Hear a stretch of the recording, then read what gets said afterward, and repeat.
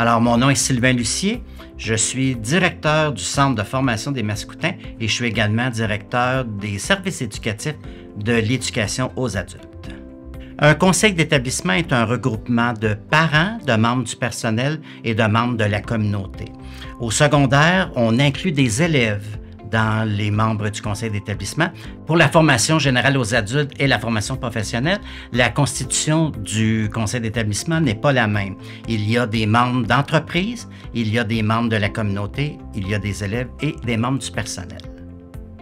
Le rôle d'un conseil d'établissement est d'abord et avant tout d'analyser les besoins de l'école afin d'orienter les décisions pour favoriser la réussite des élèves. Je m'amuse à chaque conseil d'établissement à dire aux membres qu'il y a 4 verbes importants lorsqu'on est assis autour de la table du conseil d'établissement.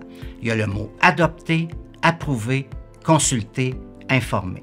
Par exemple, adopter, les membres du conseil d'établissement vont adopter le projet éducatif, vont adopter la proposition de budget, vont adopter le rapport annuel du conseil d'établissement. Ils vont avoir comme rôle d'approuver la liste des faits scolaires, les entrées et les sorties éducatives, toutes les autres contributions financières.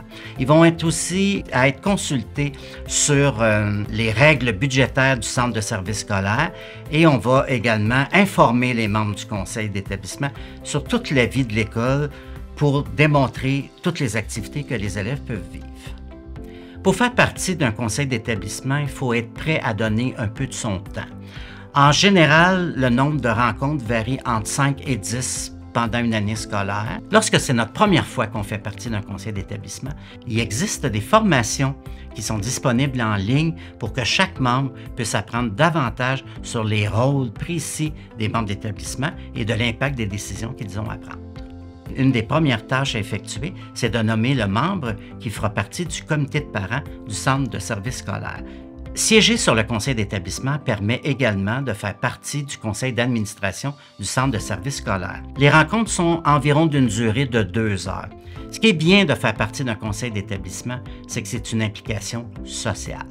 C'est-à-dire qu'on apprend à côtoyer de nouvelles personnes, on apprend à découvrir le système scolaire québécois et on vise la réussite et le bien-être de tous les élèves dans leur ensemble. Alors, n'hésitez pas pour venir voir vos directions, pour poser des questions sur ce qu'est un conseil d'établissement, puis jusqu'où on peut s'impliquer.